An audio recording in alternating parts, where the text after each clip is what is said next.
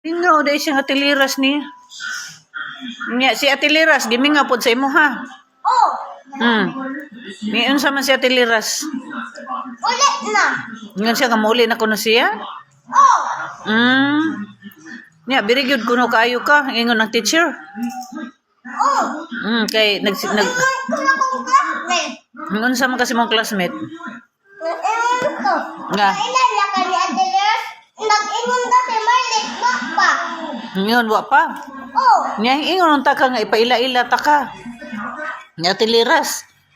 Inawa ka kakita ato nga nakasaban mo to siya. Iyang papa kung maari. Siya sa ang balay. di ay makasabaan siya. Kay di siya pwedeng ipaila-ila ni Ate Liras. Oh, Ingon unta ka nga di man ka magmahay kay mistisa man to si Ate Liras. Mistisa. Ingon unta ka. Nya di gid siya manganhi.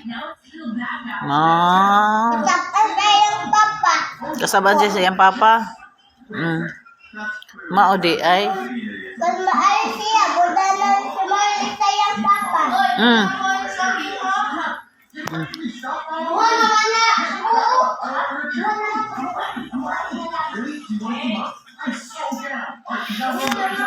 Dali na, kauna na.